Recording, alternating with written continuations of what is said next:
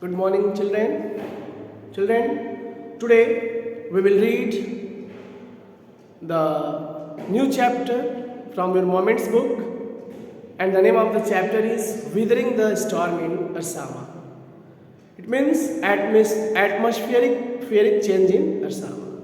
Students, this is the story of a young boy whose name is Prashant, whose story is full of bravery and patience. So, what he does during the natural disaster, how he struggles, we will read in this story. Okay? So, students, this is the incident of 1999 on 27th October. Prashant had gone to his friend's village to spend the day with his friend. But in the evening, a dark cloud started hovering, and in the evening it started raining heavily, and because of the continuous and heavy rain, all the roads flooded with water. So Prashant and the member of his friend's family, all the persons took shelter on the roof in the open sky. They were feeling cold because of the continuous rain, and the rain started continuously for 36 hours. Because of the flooded rain and strong wind, the old trees started falling. The houses of the people fell down. So it was a natural disaster, and on the roof of Prashant's friend, two trees of coconuts also fell down. But it was a blessing for those persons because they filled their bellies, they filled their hunger by eating that green coconut. So, because of these natural calamities, Prashant in starting he was worried, but the rainwater, it washed the tears of Prashant, and now he was thinking only about his family, whether the family members were surviving in that natural disaster or not. He was thinking he was questioning himself whether he was going to be deprived once again because his mother had died 9 years ago. So, for the next 2 days, Prashant was sitting very closely to his friends, family members. But as the situation normalized, then Prashant thought to return to his village. His friends, family members told him to stay a few days with them, but Prashant decided that he had to go. So he started his journey taking a long and strong stick. He took that long and sturdy, strong stick to locate the way and also to find out where the water was most shallow. At some places, Prashant found that there were no ways, so he had to swim. When he was returning to his village, he crossed many villages where he found that no houses were standing. Only the remaining parts of the roofs or those houses were there. So Prashant was very worried. When he was returning his home, he met two friends of his uncle who were also returning to their village. So Prashant felt relaxed, and all the three persons decided to go to their village. As they passed, as they were moving forward, they had to remove the dead bodies of human, children, women, and cattle. So the scene was very frightful. The sight was very frightful, and in each and every village they were able to see, they saw barely a house which was standing.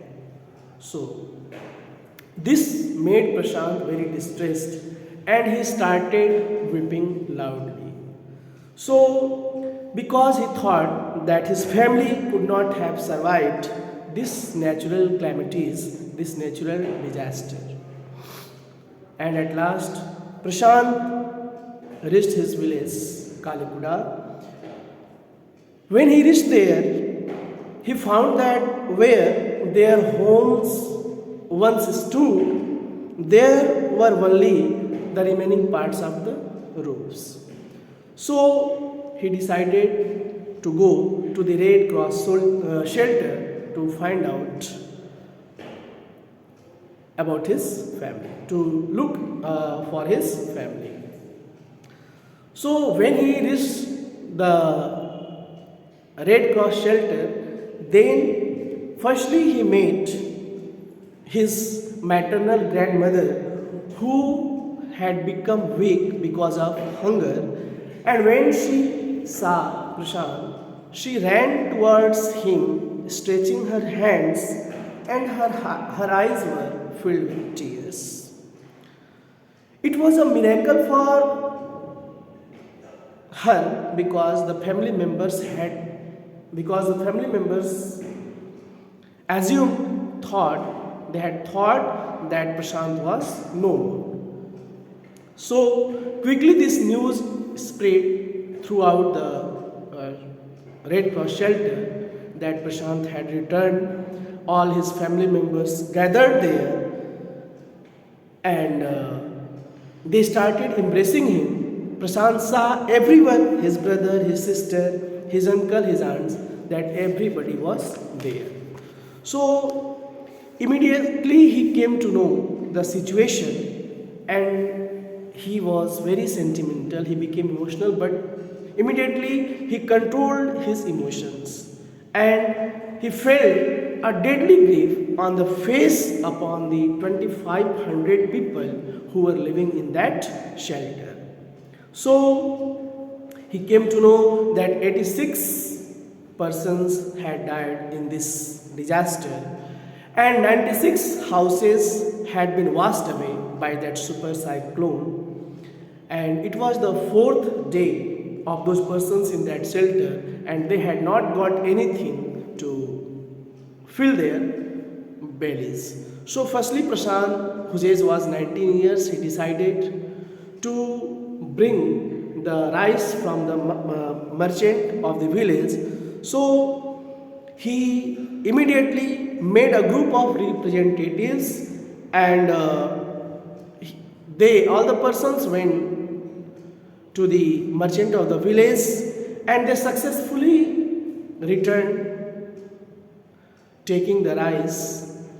After that, the branches from the falling trees were gathered and the people were able to cook rice, and after 4 days they filled their hunger, their bellies. Then the next target was to clean the shelter where there was dirt, urine, vomiting, and he also wanted to do something for the persons who had been injured.